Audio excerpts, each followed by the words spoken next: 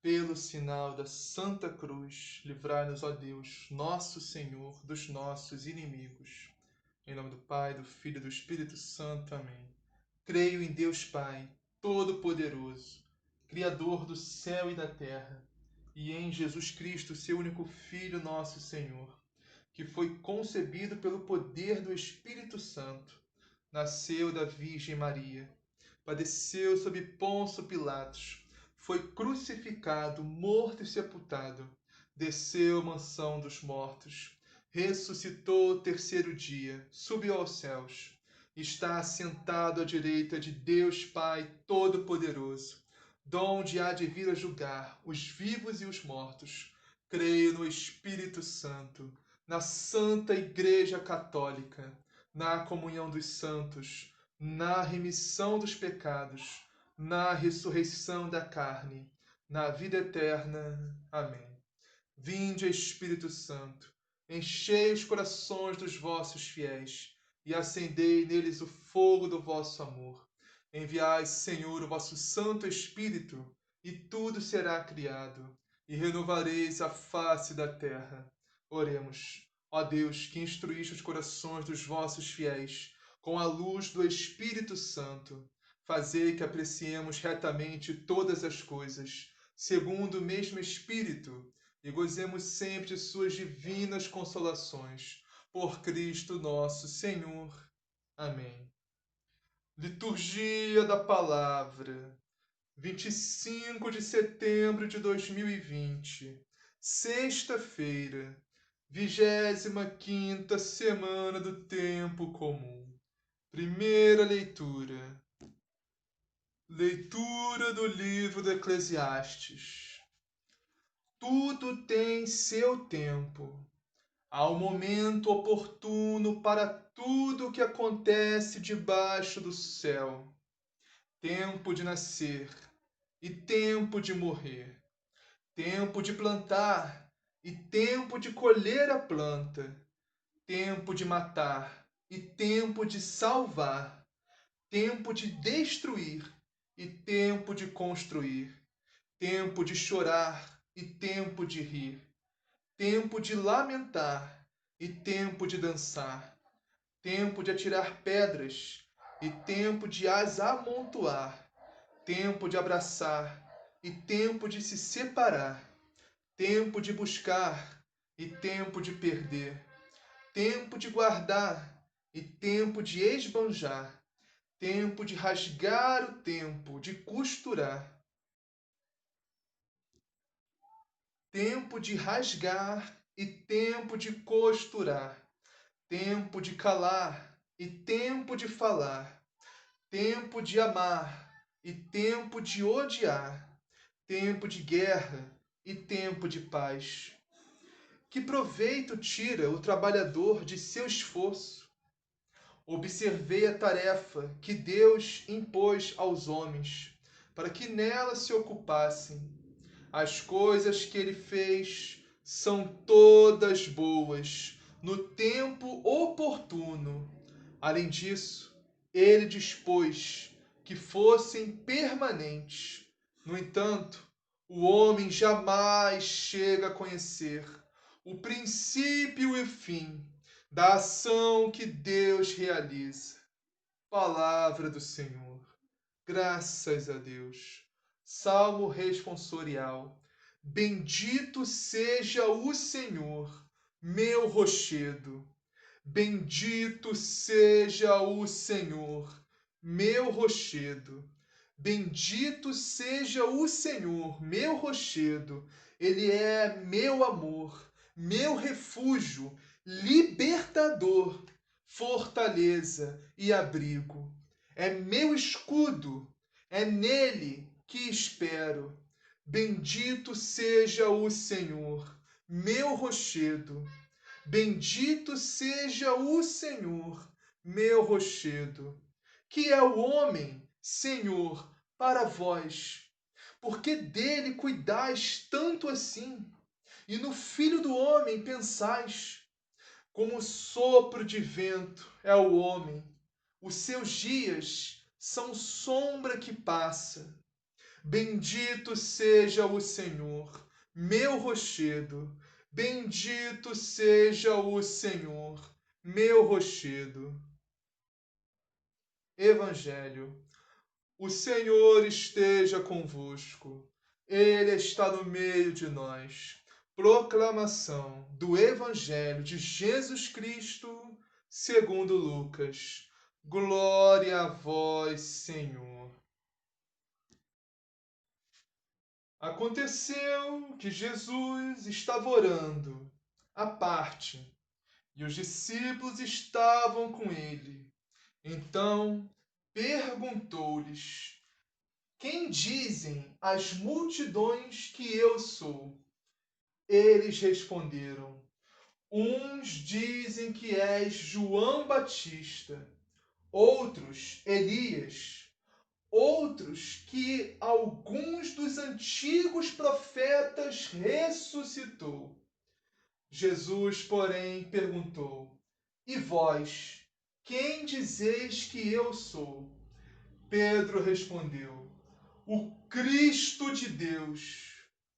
Ele, porém, os advertiu expressamente para que não dissessem isso a ninguém.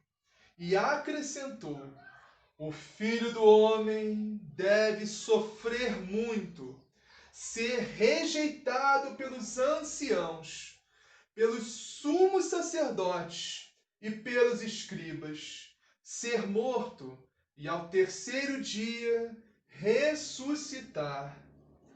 Palavra da salvação. Glória a vós, Senhor. Vamos iniciar a meditação de hoje na primeira leitura, livro do Eclesiastes. É extensa também? Vamos pegar 2 versículos apenas. O versículo 1 e o versículo 11. Vamos pegar o versículo 1 e o versículo 11 para meditar, uma parte de cada um. Que diz assim: Tudo tem o seu tempo, tudo tem o seu tempo. Há um momento oportuno para tudo o que acontece debaixo do céu. As coisas que Deus fez são todas boas, no tempo oportuno. Meus irmãos e minhas irmãs, tudo tem o seu tempo. Tudo. Agora, temos que entender que o tempo de Deus não é o nosso tempo. As coisas, na grande maioria das vezes, não vai acontecer no nosso tempo. O que a gente quer para hoje, para agora, para ontem, não vai acontecer. Por que não vai acontecer? Porque Deus não nos concede o que a gente quer no tempo que a gente quer. Simplesmente porque se Deus nos desse o que a gente quer no tempo que a gente quer, aquilo poderia servir para a nossa perdição eterna. Aquilo poderia servir para nos condenar. E, meus irmãos, Deus não pode, nem nunca fará nada para o nosso mal. Deus não quer o nosso mal. Deus não quer que ninguém se condene. Deus não quer que ninguém perca a sua salvação. Deus quer que todos se salvem. Todos cheguem ao conhecimento dele. Então, muitas vezes, eu não estou dizendo só de pecados mortais, não, sabe? Coisas assim, cabeludas, né? Coisas assim que realmente não são de Deus. É óbvio que não é de Deus aquilo. Eu não estou falando só disso, não. Tem coisas que são boas, coisas que são louváveis, coisas que são agradáveis, que não são pecados. Mas, se Deus nos concedesse aquilo naquele momento, aquilo, mesmo assim, poderia servir para a nossa perdição. E isso a gente chama também de livramento. Meus irmãos e minhas irmãs, livramento. Deus nos dá inúmeros livramentos. Todo dia. A maioria a gente não percebe. Então, nos fala assim: as coisas que ele fez, que Deus fez, são todas boas, no tempo oportuno. Ou seja, irmão, Deus não fez nada ruim, não. Deus é perfeito, Deus só pode fazer coisas perfeitas. Tudo que Deus fez é bom, mas no tempo oportuno, ou seja, no tempo certo daquilo. Se não for no tempo certo daquilo, aquilo pode ser para a nossa perdição eterna. Por exemplo, o sexo é algo bom, é algo maravilhoso, algo criado por Deus. O sexo não é invenção do diabo. Foi o diabo que inventou o sexo. Agora, o problema é o sexo mal utilizado. no tempo inapropriado, no tempo que não é o tempo de Deus, que muitas vezes esse é o erro, esse é o nosso erro. Deus nos criou assim, para nos reproduzirmos. Deus criou o homem com pênis e a mulher com vagina, para se reproduzirem, para fazerem sexo e reproduzirem. O padre Léo, eu ia falar não foi canonizado ainda, né? O padre Léo, ele falava assim, olha, Deus não criou o homem, né, eunuco, e a mulher também, e veio o diabo, veio Satanás, foi lá, colocou um pênis no homem, colocou uma vagina na mulher. Não foi isso. Deus nos criou assim, perfeitos, assim. O problema não é o sexo, o problema é a má utilização no tempo errado. Ou seja, o sexo fora do casamento. O sexo dentro do casamento, entre o homem e a mulher, é claro, dentro do casamento, é algo maravilhoso, algo criado por Deus. É agradável a Deus. A vida conjugal do casal é algo agradável a Deus. Algo maravilhoso. Agora, o sexo fora do casamento é desgraça, é morte, é perdição eterna, é condenação. Simples assim.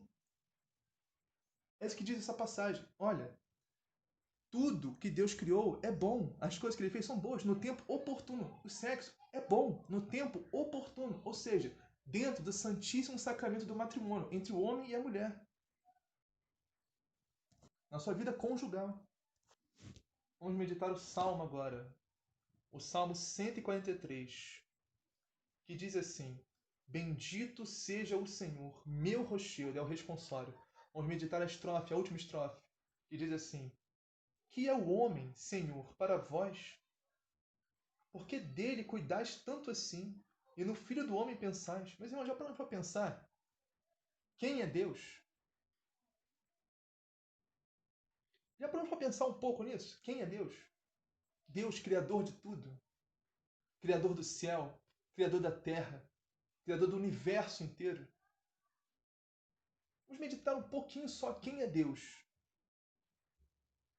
E por que Deus se preocupa tanto conosco, tanto com o homem, com nós, com a humanidade. Que é o homem para vós, ó Senhor. Porque dele cuidais assim com tanto carinho, com tanto amor. Dá para pensar que Deus pensa em você, que Deus anseia por você, que Deus quer a sua salvação. Deus quer que você seja feliz. Deus quer que você largue o pecado, você largue a vida no mundo, se converta e se salve, seja feliz aqui na terra eternamente no céu, junto a Ele. Que é o homem, Senhor, para vós. Porque o amais tanto, a ponto de se encarnar em nós. Deus se encarnou na nossa natureza humana, nossa miséria, nossa carne. Deus se encarnou em nós. Que é o homem, Senhor, para vós. A ponto de ter tanto amor assim por Ele. Deus e não só se encarnou em nós, Deus morreu por nós na cruz, foi crucificado por amor a nós, por amor a você, por amor a mim, a cada um de nós. Meu irmão e minha irmã, você vale um Deus crucificado. Você vale o sangue de Deus derramado. Deus é louco de amor por nós. É louco de amor por mim. É louco de amor por você. E essa loucura de amor de Deus foi comprovada na cruz de Cristo. Foi provado o amor de Deus na cruz de Cristo. Se Deus foi louco de morrer por mim e por você, como nós não podemos ser loucos de viver por Ele? Como nós não podemos ser loucos por Jesus?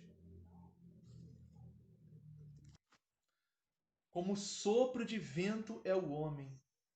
Os seus dias são sombra que passa. O homem é um sopro. O homem é um sopro. Como diz em Gênesis, Deus soprou sobre Adão e do pó criou Adão. É um sopro. O homem é um sopro. Nós somos um sopro nesse mundo. Uma sombra que passa. Nossos dias são uma sombra. Comparado com a eternidade, onde Deus está. A eternidade, onde nós deveríamos ansiar, buscar mais do que tudo nesse mundo. O céu, o reino dos céus. Porque esse mundo passa. Tudo nesse mundo passa. Só Deus não passa, só o céu não passa, só a eternidade não passa.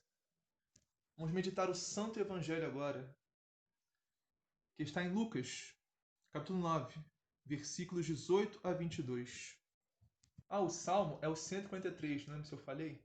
Salmo 143. Evangelho Lucas 9, 18 a 22. E diz assim: Jesus estava rezando num lugar retirado e os discípulos estavam com ele. Olha, Jesus se retirou para orar. Meus irmãos, Jesus, em inúmeras passagens do Evangelho, ele se retirava para orar, ia para o deserto, ia para um lugar isolado, para entrar em comunhão com o Pai, entrar em comunhão na oração, irmãos, no poder da oração. Irmãos, nós temos que nos retirar também, todo dia, alguma hora do dia, para nos entrarmos em comunhão com Deus. Temos que orar. Não podemos deixar de orar de forma alguma. Todos os santos que eu conheci até hoje, todos os santos, todos. Eu já estudei alguns. Todos eles falam isso. Olha, quem ora se salva. Quem não ora se perde. A oração é nossa comunhão diária com Deus. Se a gente não puder ir à Santa Missa, né? Não puder ir à Santa Missa comungar do corpo e sangue de Cristo todo dia, a maneira de entrarmos em comunhão com Cristo é através da oração. Com Deus é através da oração. Oração, da leitura da palavra, da meditação da palavra. É o nosso momento com Deus. Repetindo a frase dos santos. Quem ora muito, se salva. Quem ora pouco, está em perigo de se perder. Quem não ora, já está perdido. Então Jesus estava lá com seus discípulos, né? Após a oração, né? Após a oração vem a inspiração do Espírito Santo e Jesus perguntou. Por isso é importante orarmos, porque através da oração vem a pergunta certa, na hora certa, no momento oportuno. Tudo na oração a gente sabe o momento oportuno para cada coisa, né? E Jesus perguntou aos seus discípulos, após a oração, quem diz o povo que eu sou? Quem diz os homens ser o filho do homem? Né? Eles responderam, os discípulos responderam, uns dizem que é João Batista, outros que é Elias, outros acham que é algum dos antigos profetas que ressuscitou. Mas Jesus perguntou, e vós?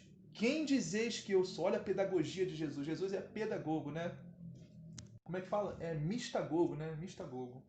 Perguntou, né? E aí, que o povo está dizendo quem eu sou, né? Responderam, tá? Um diz que é João, outro que é Elias, outro que é um dos profetas que ressuscitou. Né? E eles perguntam, e vós? E Jesus perguntou, e vós? E vós? Quero saber vocês. Quem vocês dizem que eu sou? Eu imagino, né? Aqui não diz, né? Mas eu imagino. Os discípulos, apóstolos, ficaram se olhando assim, rapaz, e agora? Que pergunta que Jesus fez, hein? Nossa, mandou na lata pra gente agora. O que a gente responde? Eles ficaram se olhando assim um pro outro. Aí veio Pedro, né? São Pedro é o cara, né? São Pedro, porra, sou fã de São Pedro. Aí São Pedro foi lá e falou: Tu és o Cristo, o Filho do Deus vivo. Aqui não diz isso, mas em Mateus diz assim: O Filho de Deus, tu és o Cristo, tu és a segunda pessoa da Santíssima Trindade, o Filho de Deus. Aí São Pedro, claro, inspirado pelo Espírito Santo, revelado pelo Pai, São Pedro acertou em cheio quem é Jesus. Então, Jesus disse: Mas Jesus lhes proibiu-lhes severamente que não contassem isso a ninguém. Se São Pedro acertou, por que Jesus impediu eles de contarem? Simples, irmão, porque naquela época o povo tinha uma visão errada, né, do enviado de Deus, do Messias, do ungido, né, do Cristo. Eles tinham uma ideia completamente equivocada a respeito de quem seria o Messias, o enviado de Deus. Eles achavam que seria um Messias, um político, né, para resolver problemas políticos, sociais, contextuais apenas, né? Por exemplo, o povo estava sob o domínio do Império Romano, eles achavam que o Messias ia vir e acabar com o Império Romano, ia bater, ia pegar a espada, ia lutar, ia conquistar, ia ser o novo rei, um rei mundano. Né? Eles estavam achando que Cristo ia ser mundano, um rei mundano, simplesmente assim. Como Jesus já sabia disso, né, dessa mentalidade pequena do povo, é isso aí, você está certo, Pedro, eu sou o Cristo, mas não conta para ninguém não, vamos deixar quieto isso, deixar quieto, porque o povo não vai entender, entendeu? O povo vai vir falando um monte de coisa que não tem nada a ver com a minha missão, entendeu? Jesus não é só, né, um libertador social, político, econômico. Muito, muito mais do que isso. Jesus é muito mais do que isso. Jesus veio para nos dar o céu, a eternidade. Nos libertar não só do Império Romano como libertou, né? Mas principalmente nos libertar de nós mesmos, das nossas más inclinações, entendeu? Da nossa concupiscência da carne, nos dar força, o Espírito Santo de Deus para combater o mal que há em nós, a maldade, o pecado, e nos libertar da condenação eterna, nos libertar do inferno, abrir as portas do céu para a gente. Essa foi e é a maior missão de Cristo.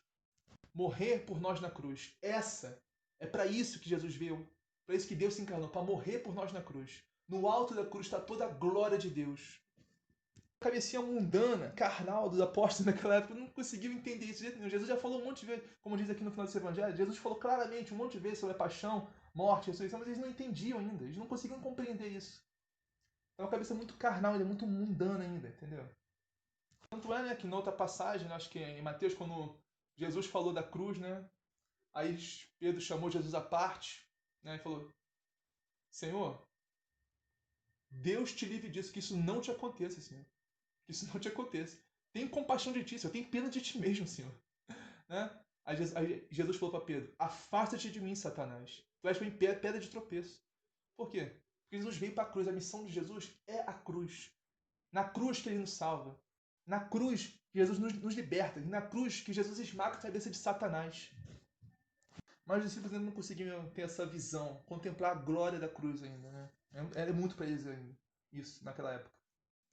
E, infelizmente, miseravelmente, ainda hoje em dia, né, tem muitos ainda que não entendem, não conseguem entender a glória da cruz de Cristo. Os que estão pregando aí um cristianismo sem cruz, um cristianismo só de prosperidade, só de riqueza, só de glória, só de... Né, um cristianismo que não tem nada a ver com o evangelho de Jesus Cristo. Um cristianismo que não fala de dor, que não fala de sofrimento, que não fala de cruz, só fala de dinheiro, de fortuna, de sucesso, de fama, de... Eu não sei que cristianismo é esse, não consigo entender isso. Né? A gente fala da teologia da prosperidade, né? Se Deus te ama, vai dar tudo certo, vai ter sucesso, vai ter dinheiro, vai ter fama, vai ter status, vai ter tudo isso. Eu não sei de onde que eles tiram esse cristianismo ali, cara. Não sei de onde, realmente. Olha para a vida de Cristo. Olha para a vida de Cristo. Olha para como Cristo viveu. Olha como Cristo morreu. E as pessoas vêm falar de um cristianismo sem cruz, só de glória, só de riqueza, só de dinheiro, só de fama, de status. Não tem nada a ver com Cristo isso. Distorcer o evangelho a seu bel prazer. Distorcer a palavra de Deus a seu bel prazer. Encaixar a palavra de Deus, encaixar o próprio Jesus Cristo na sua miséria, né? Nos seus pecados, nos seus erros. Mas não funciona assim. Nós temos que nos adequar a Cristo. Nós temos que nos adequar a nossa vida ao evangelho de Jesus Cristo, não o contrário. Eu estou meditando aqui o último versículo, mas eu nem li ainda. Né? E Jesus proibiu eles de falar que ele era o Cristo, né? Por causa que o povo tinha uma mentalidade muito mundana ainda. Né?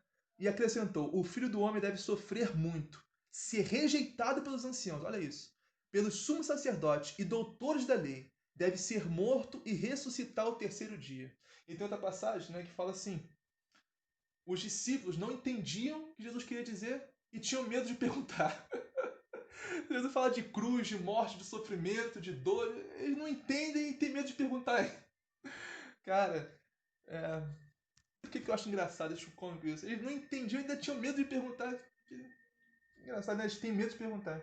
Tinham medo de perguntar. Eles deviam ficar se olhando assim. Que papo é esse Jesus de cruz, de morte, de sofrimento, de dor? Aí Pedro falando com João: não sei. Jesus deve estar... Não sei não. Eu prefiro não arriscar, prefiro nem perguntar. Mas claro, depois de Pentecostes, depois da descida do Espírito Santo, aí foram novos homens, nova criatura. Pregaram, evangelizaram, sem medo de cruz, de morte, sofrimento, e morreram. Todos os apóstolos foram martirizados, morreram gloriosamente, glorificando a Cristo com seus corpos, com a sua morte. E como diz São Paulo, irmãos, quer vivos, quer mortos, temos que glorificar a Deus, temos que viver para Cristo. Se morrermos, temos que morrer para Cristo. Se vivermos, temos que viver para Cristo. Nossa vida tem que ser em função de Cristo. Nossa vida tem que ser com Cristo, por Cristo e em Cristo. A vós, Deus Pai Todo-Poderoso, na unidade do Espírito Santo, toda honra e toda glória, agora e para sempre. Amém. Assim seja, amém. Pai nosso que estás no céu, santificado seja o vosso nome. Venha a nós o vosso reino, seja feita a vossa vontade, assim na terra como no céu. O pão nosso de cada dia nos dai hoje, perdoai as nossas ofensas, assim como nós perdoamos a quem nos tem ofendido. E não nos deixeis cair em tentação, mas livrai-nos do mal. Amém. Ave Maria, cheia de graça, o Senhor é convosco. Bendita sois vós entre as mulheres, bendito é o fruto do vosso ventre, Jesus. Santa Maria, Mãe de Deus, rogai por nós, pecadores, agora e na hora de nossa morte. Amém. Glória ao Pai, ao Filho e ao Espírito Santo, assim como era no princípio, agora e sempre, por todos os séculos dos séculos. Amém.